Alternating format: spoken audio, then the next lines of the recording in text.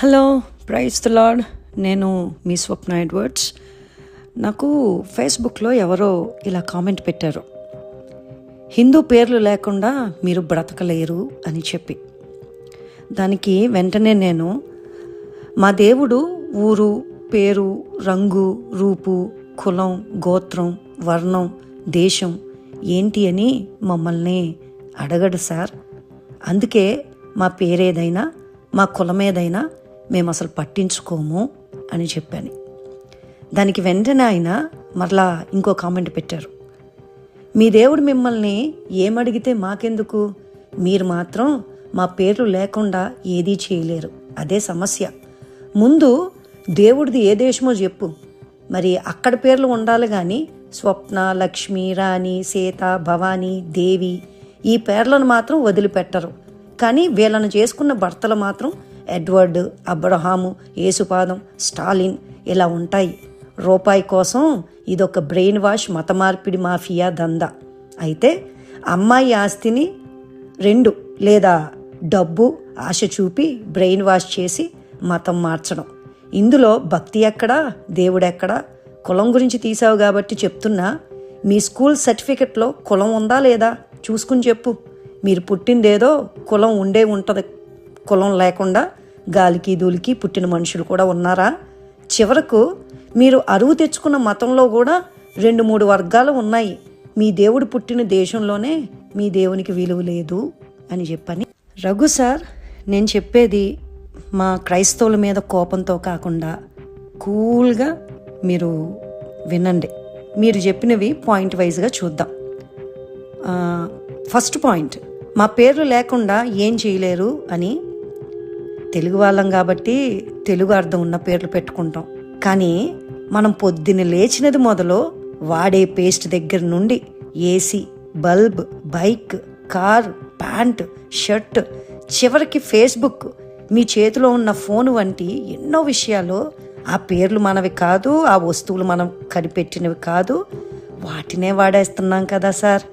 అలాంటిది ఈ నేలలో పుట్టిన మేము ఈ పేర్లను వాడడంలో పెద్ద విచిత్రం ఏముంది చెప్పండి సార్. ఇక మీరు రెండో విషయం అడిగారు, మత మార్పిడి మాఫియా అన్నారు కదా సార్. ఈ మత మార్పిడి మాఫియా అనేది అది క్రైస్తవులకు మాత్రమే వర్తిస్తుందా అంటే ఏం లేదండి. వారం రోజులుగా ఇస్కాన్ వాళ్ళ నుంచి నాకు మెసేజ్లు వస్తున్నాయి. కానీ వాటి వల్ల నా విశ్వాసం మారిపోలేదు. ఎందుకంటే నా విశ్వాసం నాదే. కనీసం నేను వాళ్ళని బ్లాక్ కూడా చేయలేదు తెలుసా. అసలు మనిషి అన్నవాడు ఎవరో చెబితే మారిపోయేవాడే అయితే కుటుంబాలలో త్రాగుబోతులు, తిరుగుబోతులు ఉండనే ఉండరు సార్. డబ్బులు ఇస్తే మతం మారిపోతారు అని అనుకుంటే ఎన్నికల సమయంలో డబ్బులు తీసుకున్న ప్రతి ఒక్కరూ ఆ పార్టీకే ఓటు వేయాలి కదా. కానీ అలా జరగడం లేదే. చివరికి ఎవరికి నచ్చిన పార్టీకి వాళ్ళు ఓటు వేసుకుంటున్నారు, డబ్బులు తీసుకున్నా కూడా. ఇక్కడ మా దేవుడితో వచ్చిన చిక్కు ఏంటంటేనండి, మేము డబ్బులు ఇచ్చి ఒక 100 మందిని తీసుకొచ్చి యేసు మహారాజుకి జై అని అనిపిద్దాం అనుకుందామంటే బలవంతంగా చెప్పే మాట లెక్కలోకి తీసుకోడు, హృదయం మారాలి అంటాడు మా దేవుడు.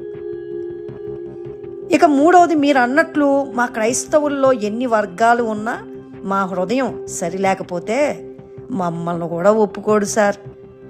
ఇక నాలుగో విషయం, నీ సర్టిఫికెట్లో నీ కులం ఏముందో చూసుకో అని అన్నారు కదా. మా కుటుంబంలో నా తాతగారి సర్టిఫికెట్ నుంచే క్రిస్టియన్ అని ఉంది సార్. ఇక నా విషయం గురించి మీరు ప్రత్యేకంగా నన్ను అడగక్కర్లేదు అనుకుంటా. అయినా నేను మీకు ముందే చెప్పాను, మా దేవుడికి ఓసీ, బీసీ, ఎస్సీ, ఎస్టీ అనేది అనవసరం, వాటిని బట్టి మాకు అర్హత ఇవ్వడు సార్ అని చెప్పని. ఐదో విషయం, మరి దేవుడు ఏ దేశానికి చెందినోడు అని అడిగారు కదా సార్. సూర్యుడికి ఏ దేశం ఉంది చెప్పండి, చంద్రుడికి ఏ దేశం ఉంది? వాటినే సృష్టించిన సర్వ సృష్టికర్తకి ఒక దేశానికి ఎలా పరిమితం చేస్తాం సార్? ప్రపంచమంతా ఆయనదే కదా, ప్రపంచమంతా ఆయన సృష్టే కదా. మరి ప్రపంచమంతా ఆయనదే అయితే ఆయన ఏ దేశంలో ఉంటే ఏంటి, ఏ దేశం అయితే ఏంటి, ఏ దేశానికి కట్టిపడేస్తాం చెప్పండి ఆయన్ని.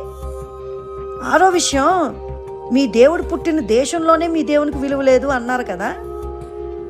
మీకు ఒకటి అర్థం కావట్లేదు సార్, మన దేశ ప్రధాని గారిని అసలు నువ్వేం ప్రధానివి అంటూ ఆయన్ని తక్కువ చేసి మాట్లాడే వాళ్ళు చాలామంది ఇతర పార్టీ వాళ్ళు ఉన్నారు.